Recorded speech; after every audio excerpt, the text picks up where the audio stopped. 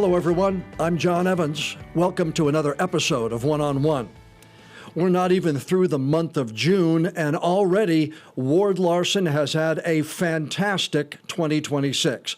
The thriller he co-authored with Brad Thor that published in February, called Cold Zero, landed firmly in the top 10 on the New York Times bestseller list. Ward retired from his full-time job as a pilot for Southwest Airlines in March, so he's a full-time author now. And he's published his first thriller in the long-running Tom Clancy universe. It's called Rules of Engagement, featuring the popular character of Jack Ryan.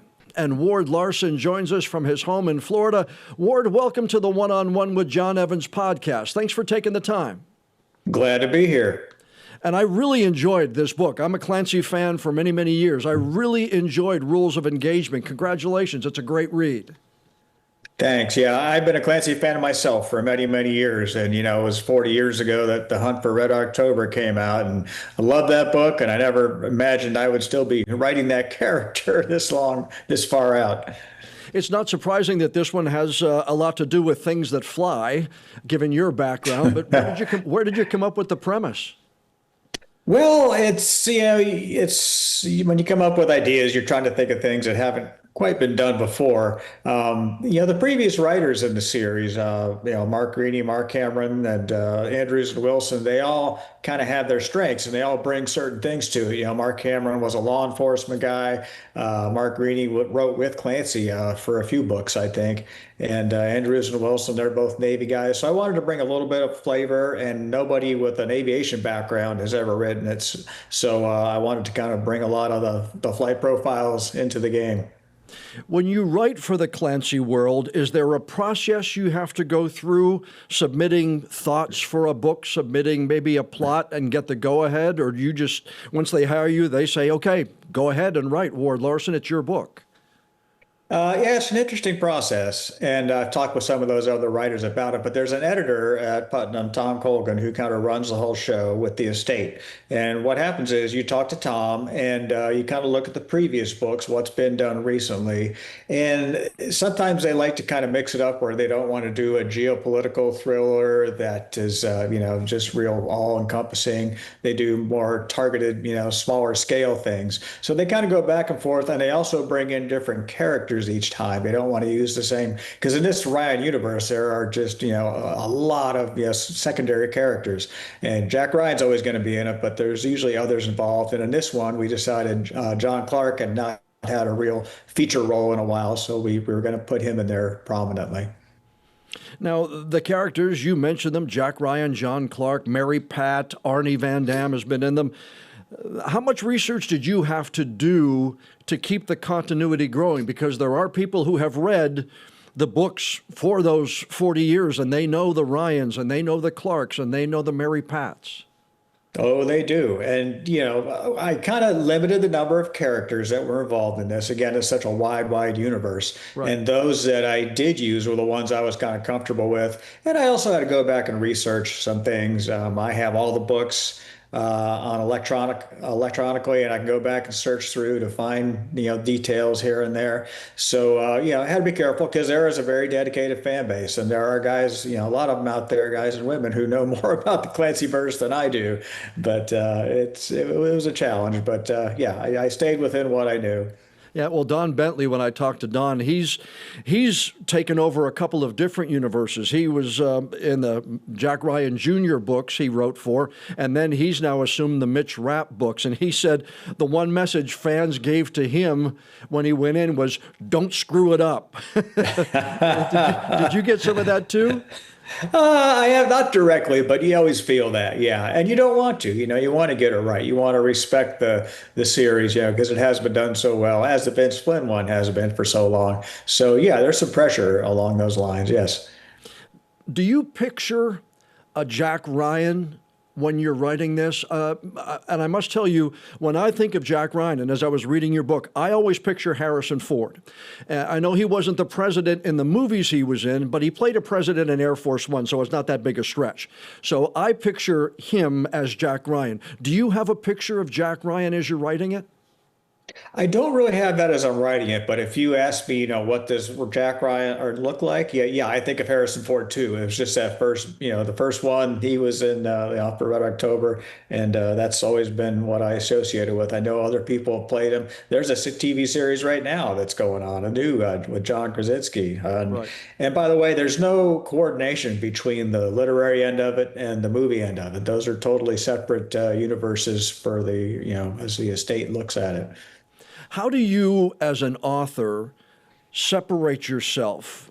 Because you've written the David Slaton characters, you launched a new character or new characters with Cold Zero, and when you work with Brad, and now you're working in the Ryan universe.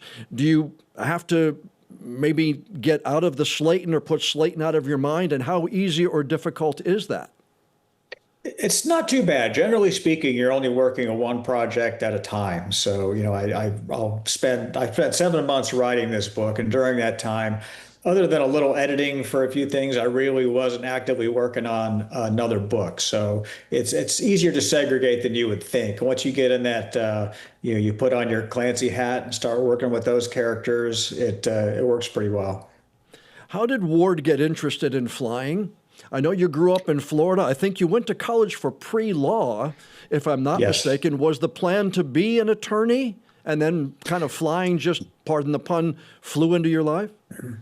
I think the pre-law thing was a sign that there was no plan. I went to college to play soccer, really. And I quickly learned that wasn't going to be my future. So I started, thinking about what I wanted to major in. I changed majors a couple times, but in the middle of college, I had a friend whose father had an airplane, and he took us up, and me and a couple other friends, and we went up and just flew over to the Bahamas for a weekend. And I just thought that was the coolest thing, and it got me interested in aviation. So I thought about that as a career, and it seemed like, it would be a good fit for me. So I went and talked to the recruiters, both Navy and Air Force.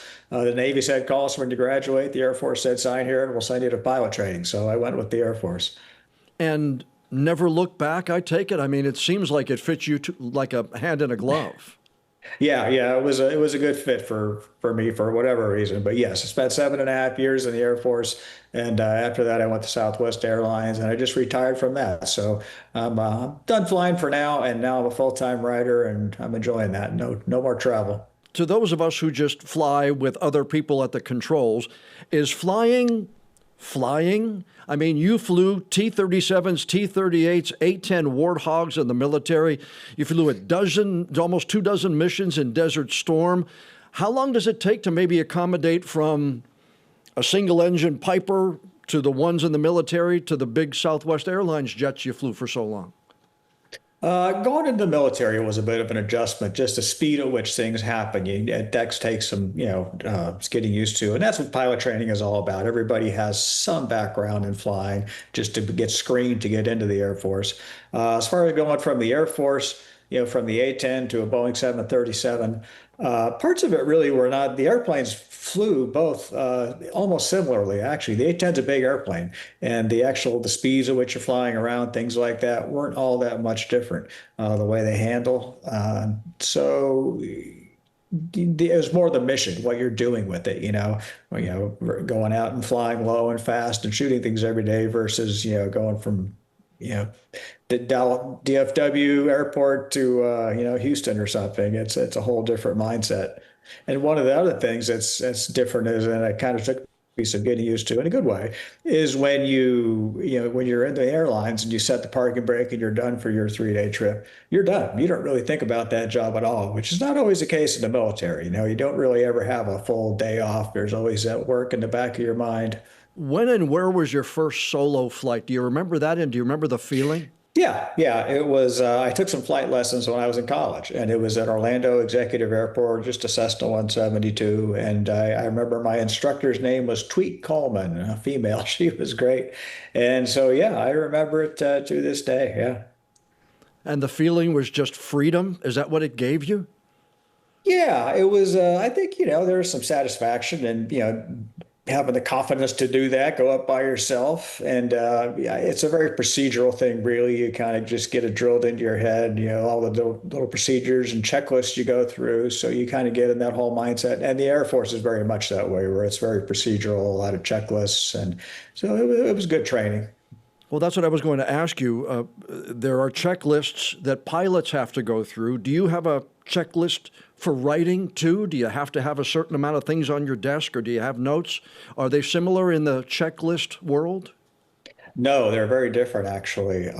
There are two ways of writing. There's those who outline, which is very procedural, and I don't do that. And the other is seat of the pants, where you kind of know the beginning and the end, and you go from there. And as Brad Thor, he and I have been writing together now for a while, and as he puts it, you're sort of in the seat of the reader, where you've got to the story to a certain point, and you really don't know what's coming next. So that's where you are as a writer when you're going seat of the pants. I know in the end where it's going to go roughly, but the whole trail to get there is on the table, and you can do what you want with it. You published your first book, The Perfect Assassin, and many of your others, obviously, up until your retirement with Southwest this year, while you were a commercial airline pilot. So where did the ideas come from? At 37,000 feet? Or, I mean, where did the ideas for some of the books come from? A lot of them come from just current events. I mean, yes, there's flying in my books, and if I do have ideas, which can strike any time during the day, I try to write a little note to self on my phone or just on a piece of paper because I'll forget it probably. But a lot of the actual major plot ideas just come from reading the news. I write, contemporary military spy thrillers, and there is no shortage of ideas these days. There's just so much going on in the world. How do you take what you've experienced in a cockpit and turn it into maybe a scene in a book? Or are they from experience, or is it, as you're flying, what would happen if this went wrong, or what would happen if this went wrong? Is that part of your thinking process that you then try to put on the page and make it a real tense scene? Yeah, absolutely. But one thing is, you can overdo that. In the beginning of this book, Rules of Engagement, there's an airplane crash, and I put readers in the cockpit of the airplane as the disaster is happening. And, the pilots are talking to each other in a realistic way, but I don't get you carried away with it because you could get very technical and really kind of bog people down with jargon and checklists and things like that. So I think I've learned how to do it in a measured way where, yes, I'm putting people in that position, in that seat, in the right seat or the left seat, or in the flight attendant seat, where it's realistic, but I'm not going to, get too carried away with the details where you start losing readers. You've written 18 books now. David Slaton, The Perfect Assassin, came out in '04. But then, I guess, 9, 10 years passed until the next David Slaton book. Reason for that? Yeah, I wrote the book, The Perfect Assassin. That was my first one. It took me quite a few years to write. It was published by Ocean View Publishing, which is a small publisher, and they did my first 5 books. And after the first one, I actually wrote a historical thriller after that, and it was hard to do. It was actually a good book. I enjoyed it, and readers seemed to like it, but it didn't sell as well. So I went with an aircraft accident investigation type theme. It's sort of a police procedural with airplane crashes. And I just had a background in that, so I thought it would be interesting. So I did 3 of those, and they ended up selling a lot of copies with Ocean View. But and then after that, my 6th book, I started going to work for Macmillan, and they like the original book, The Perfect Assassin, had eventually started selling a lot on Kindle. This was right in around 2008 when Kindle started doing very well. Yep. And they really promoted that book for whatever reason. It sold a lot of copies. So at that point, Macmillan became interested in continuing that series on. So that's how I switched over. I switched publishers, and there was a big gap in there. Well, I mean, did you write in lounges in airports? Did you write at home? Did your wife know you were trying to do this? How did the whole career as an author come up? Because, I mean, I'm interested because I've heard, Jack Carr has told me how his went and Don Bentley, but I've never really known how yours came to be. Yeah, I just wrote whenever I could. Really, I think it started because I always read that kind of thing, the spy military thrillers, and I had these long overnights when I was a junior pilot at Southwest. So I'd be in a hotel room in Oakland or somewhere with nothing to do. So I was reading. I was reading a lot, and I read a book that just didn't grab me at all, and I thought I could do better than that. So I just started tinkering with it because I had all this free time on the overnights. It just seemed like a good, useful thing to do just to see if I could write a book. And it took a few years, but I did get it done and then was fortunate enough to get it published right off the bat. And then once I got going where I needed to do a book a year, basically, then I very much just started writing at home whenever I could. I didn't have a set schedule. I just did it whenever I could grab an hour or two. Did the folks at Southwest ever have a problem with the writing as you started to publish? Not at all. They were actually very helpful. They have a company magazine they do, and they feature employees who do, different unique things outside flying. And they did an article on me once, and they were actually very supportive in a lot of ways. And I didn't promote the books at work. I didn't, use the company name or anything like that. And as long as you don't cross those boundaries, they were very supportive. Now that you're no longer a working commercial pilot, can you share stories of what it's like in the cockpit as millions of people like me are flying every day and you close and lock that door? Is it as exciting up there in that cockpit as many of us would like to think, or is it pretty much just business as usual for you and your co-pilot? I would say it's more business as usual. It's, most days are very boring. It's just that moment every now and again, every month or two, something comes up. It could be air traffic control, some kind of glitch, or the weather. Weather in the summer has a big deal. So there are moments of, what is it described as, hours of boredom interspersed with moments of sheer terror. It's good to have two people up on the flight deck. I hear people talk about AI taking over one of the seat going to single pilot, and I would never do that. I wouldn't feel comfortable on an airplane like that. There are times when you really do need backup up there, when you need the second pilot. But most days you're up at cruise altitude. There's really not a lot to do. You're just switching radio frequencies and things like that, and kind of monitoring the situation. No, you're talking about the baseball game and the Phillies lost or the Red Sox lost last night, and you're having the. Did you see Bryce Harper take that guy to left field? I mean, it's just regular conversations like work, right? Yeah, I mean, because what happens is usually every week you'll fly a 3 or 4 day trip, and that first leg, it's usually with a new guy because we just trade trips a lot. So you're often flying with a different guy every week. And after the first 2 hour leg, you'll know everything about the guy. You'll know if he's married, where he lives, what his background is. I mean, that's what you do. You find out about each other on that first flight or two. I have a friend who I play golf with in a group that I play with on Saturdays and Sundays, and he's a retired U.S. Airways pilot. And he told me that on 9/11, he was in line to take off behind one of the planes that was hijacked that day. Doesn't talk much about it, but shared that one day when we were playing. Where were you on 9/11? Were you in the air that day? I was going into work that day and got the word to just turn around and go home. So yeah, I kind of watched it all on TV. So I was not out working. I was supposed to go in that later that day. I know a lot of things change after that, but did it change how Ward does his job every day, or the things you had to do to get ready to fly? Yeah, I mean, they changed some of the structural things like the cockpit doors, a lot of the procedures made TSA better. But I think more than anything, what it really changed was the awareness, looking out, keeping your eyes open for things like that. It gave everybody that awareness of, watching for anything bad that might happen. I think that was the biggest change. What's the strangest or the nicest thing a passenger has ever said to you after a flight? I usually try to always thank the pilot, thank the staff. But what's the weirdest or the strangest thing somebody said to you? Boy, I'm kind of drawing a blank. I don't know. I The just one thought thing maybe you we might have one. one thing we don't like is when they come on and they say, "So you've been drinking?" That kind of thing. I hate that. People will do that thinking they're usually because they've had a beer in the bar, but they come on and think that's funny, and it's like, don't even say that. No, I'd imagine so. Why is it, Ward, that when I see a video of a plane either taking off or landing on my feed on social media, I have to watch it?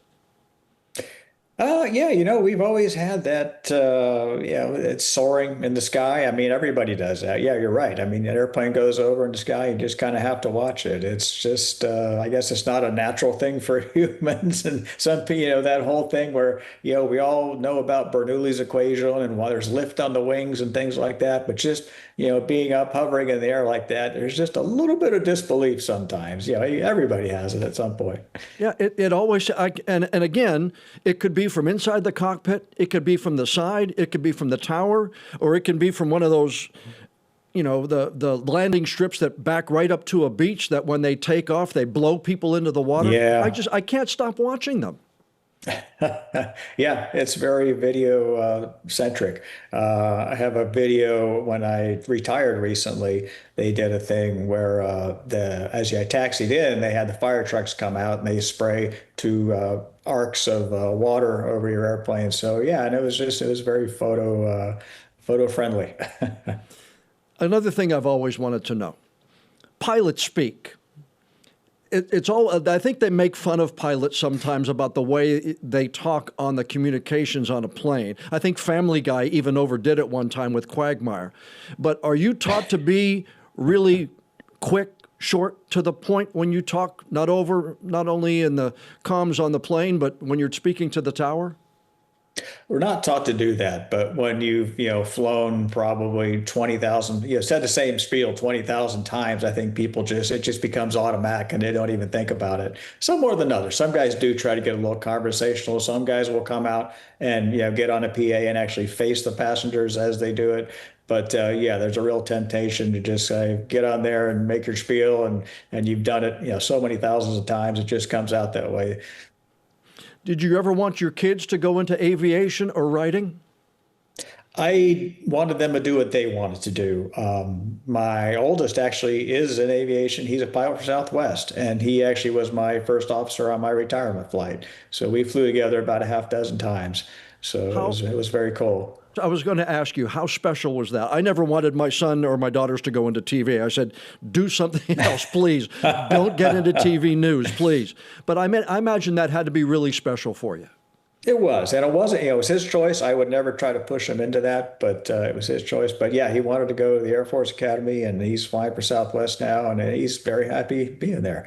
And I have a daughter who's an English teacher, seventh grade English teacher. So she likes to write. She always has. She likes to teach writing. So it's not quite the same as what I do, but good for her. I have a daughter who's a teacher too. She's taught for many years. I don't know how she does it, but she's got a different bone than Dad does. But Exactly. She really enjoys it. She really enjoys it. Once again, Ward Larsen's first thriller in the Tom Clancy universe is called Rules of Engagement. It is available now for fans. Take it from me. It is a great read. And don't forget about Cold Zero, his co-author book with Brad Thor. That was a New York Times bestseller, also a great read. Ward, congratulations. You've had a great first 6 months of 2026. Appreciate your time. Yes. Thanks for joining us on the One-on-One with Jon Evans podcast. Thanks for having me on, John. A big thank you to Ward Larsen for taking time from his schedule to join us for the podcast interview. You can check out his website, wardlarsen.com, for all of his news, and they do a lot of really cool fan giveaway stuff every month. It's a great place to go. Check it out. Now, before we go, I'd like to ask you a favor. Please follow or subscribe to the One-on-One with Jon Evans podcast on whatever app you use to listen to your favorite shows. And please leave us a rating or a review. We really do want to know what you think of our interviews. If you'd like to see a video version of my podcast episode with Ward Larsen, just head on over to my Jon Evans TV channel on YouTube. I'm Jon Evans. Thank you so much for joining us for this episode of One-on-One.